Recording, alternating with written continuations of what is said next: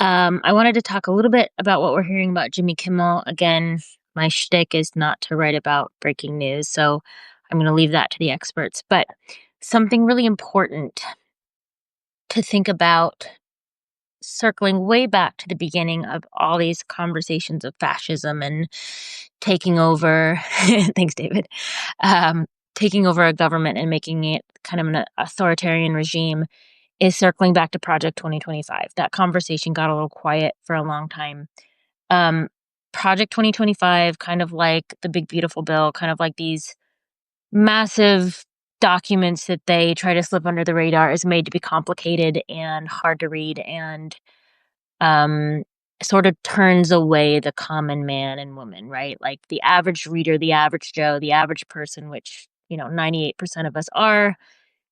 These documents are meant to sort of push us away as being less than, or not as smart as, or whatever. They're meant to be written in legalese. They're written by different authors depending on the chapters. They're written in ways to be really dull, to turn off a reader so that they don't get past a certain point.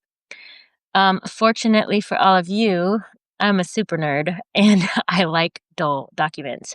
I like to find the interesting, dark little shadowy spots and information that is deep within. And so I've done that a lot with Project 2025. I haven't written about it in a minute because there's been about 85 other stories to write about. But months back, I was piecing apart Project 2025 chapter by chapter and sort of diving into the history of who the author was for that chapter and how they applied to what they were talking about and kind of their deep, dark history. And so what we're dealing with right now with Jimmy Kimmel is chapter 8, which deals with media. And there's more big picture stuff that's in a lot of the different chapters.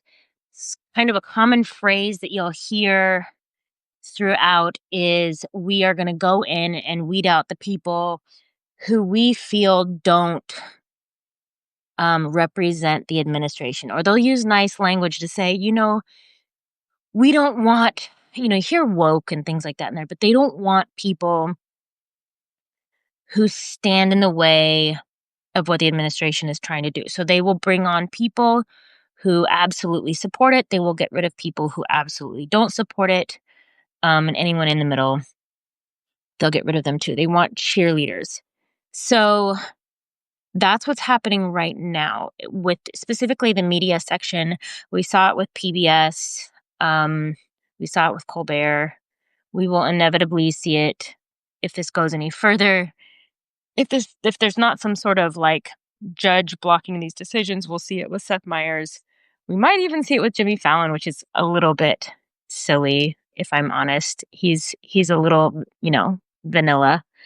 But we're seeing this media take down this idea of bolstering a administration-sided media.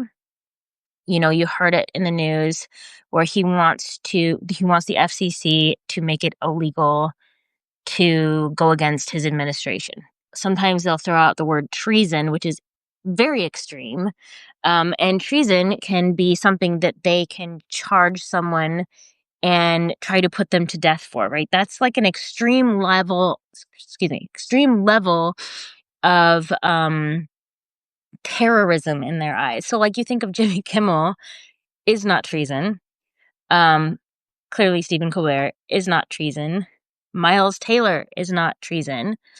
And so the reason I wanted to hop on here is, if you guys can find a summary, you can use mine, you can use any others, but go back and at least read through chapter 8 and read the summary of what is being said there, because what's happening to Jimmy Kimmel, what's happening to Colbert, what's inevitably going to start happening to places like SNL, and anybody who makes light of Donald Trump's fallacies and like his faults and his like out and out was felonious. Is that a word? Felonious behavior.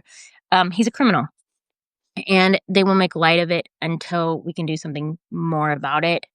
They will start to see repercussions, and and it'll separate the men from the boys, right? You'll see a lot of networks and stations and affiliates fall because they can't handle to stand up against the regime. And then you'll see a small handful will take a stand. Like this week, it was the New Yorker, right? The New Yorker took a brave stand and posted, I don't know if you saw it, but they posted the picture of some tiny little hands on a remote control that had all sorts of lovely buttons about silencing people on it. So if you want to read my versions of Project 2025, they're broken down, they're simplified. I try not to make them too opinionated because they really speak for themselves. But, I am myself. I can't turn myself off. You can go back on my feed. If you go into my Substack, go back into like the springtime, you'll start to see individual chapters of Project 2025.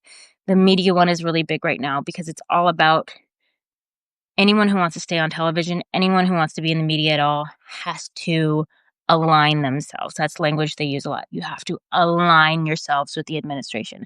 If you do not align yourself with the administration, you will, in the federal government, lose your job. In the media, lose your job. In PBS, lose your funding. In universities, lose your funding. So go back, take a look at that because we're starting to see some of, the big hand of Project 2025 is starting to dip back in. And that's, I think, a conversation that quietly went away a little bit in light of the Epstein files, which is fair. But if you can go back and find those and just sort of inform yourself and educate yourself a little more about what it is that's happening right now, you can prepare yourself a little bit more because it's all there. This has been planned for years. So not to be like an end timers. So anyway, happy Friday. I hope you guys have a great weekend. I'll try to write something tonight. I have to think about what that will be because there's a lot going on. So I love you all and I will talk to you later. Bye.